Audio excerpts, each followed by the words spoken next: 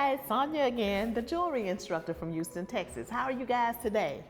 I'm coming to you with a little creativity to relax and wind down. You know, creativity calms me down, it quiets the noise for me.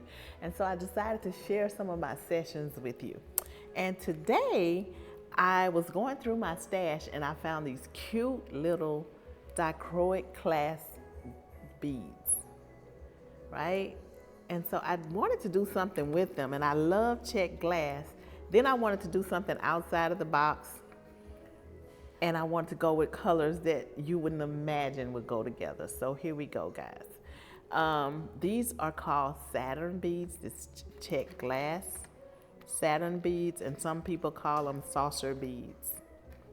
So it looks like a round bead with a little band around it, and then it has a little turquoise in it. You know, turquoise is my favorite color, one of my favorite colors. Anything in the bluish green realm is one of my favorites. And then as I look at these Dichroic glass beads, you know, my brand colors are coral and turquoise. So probably why I want to put these two together, because this has a little coppery coral color to it, not quite bright coral, but an amber copper color.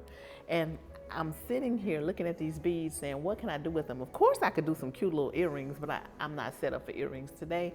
But I thought if I do a bracelet and I like it, then I'll come back to you guys and show you the earrings. So right here I have my little bead board, and it has 4 different sizes on it. I'm gonna design around the 17 centimeter, which gives me about a 7 to a 7.5 inch bracelet.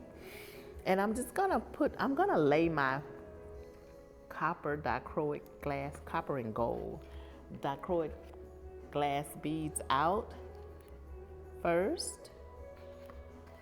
And then I'm gonna put the other beads, the checked glass beads, in between. Just like so. So someone asked me, what do I mean by creativity quiets the noise? Well, every day there's always something, especially in today's climate, right? And you just have so much going on in your head, you just need something to kind of quiet the noise, to calm it down. Well, creativity does it for me.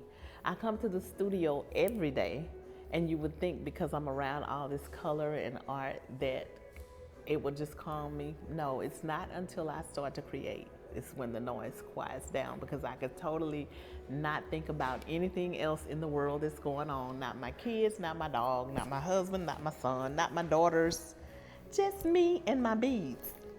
So that's what I'm doing today. I'm gonna make this cute little bracelet. And I made a bracelet before online. I don't know if you guys have seen it yet. And I did a surgeon's knot, which is the simplest form of a knot, especially for those of you that are just getting started. But today I'm going to do an overhand knot. And the reason why I like to do the overhand knots is because it makes, number one, a smaller knot. And number 2, it makes it easier to slide through the beads, and it's more secure to me. And what that knot does is it brings both ends together. Whereas the surgeon's knot, once you tie it twice, your ends are going in opposite directions. Whereas this overhand knot, the ends are going together in one direction. And I like those knots better, but they're a little bit harder to do. So what I suggest you do, if you want to try these knots and you want to make a bunch of beads, beaded bracelets, get you a bunch of stretchy cord, girl, and your cutters, and just tie those knots, string those beads, tie those knots and string those beads. And if you're not getting the attention that you want, cut it apart and start over until you get it right.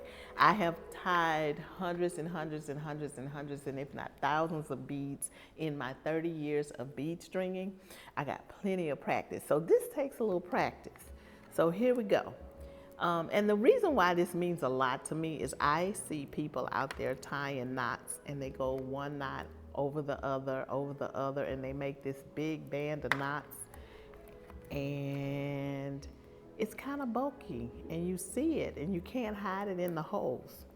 So this is why I like to do the overhand knot. Now I will say this, not all the time will you be able to hide your knots. in the holes. Sometimes, especially with your gemstones and your pearls, speaking of pearls, hold that thought, your knots are just way too small. Now, it's two things you could do. You could, number one, live with it. Number two, switch the diameter of your cord. I'm using a 0.8 millimeter stretchy cord right now. If I was really concerned about hiding my knots, or if I was using pearls, I would use a 0.5 millimeter stretchy cord. So that's my little tip of the day. And I'm almost done. I didn't forget about you, but I think I'm just gonna bring the dress. Okay. Okay. All right. And sorry about that. We're in the middle of the studio, and sometimes we get customers come in and ask questions. There's nothing wrong with questions.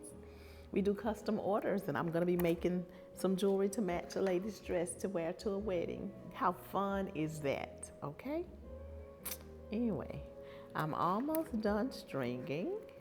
And like I said, I just chose these colors just because I wanted something different. But look at that. I like the way that looks. So I'm gonna go ahead and tie it off. By the way, I use these little electric clips, but there's also clips for professional jewelry makers. They're called bead stoppers. So the bead stoppers hold really tight, and you can hold several strands at one time. So I would suggest, these are fine, but I would suggest the bead stoppers, and the next time I come on, I'll show you what those are. So now, in order to tie this knot, you're gonna match your ends up here as best you could, and then you're gonna pull the tension so there's no loose tension right here in this area, right? Now, and I'm gonna do this really fast because if I do it slow, it'll slip and I won't get it right. And this is why you need extra cord and a pair of scissors, because you have to do it over and over again to get used to the rhythm. So you go up and over and then under your two fingers, all while pinching in this area, and then you slide the two legs in between the two cords. And as your knot is forming, you slip your fingers out of the bracelet, all while keeping your tension, and you pull in two directions.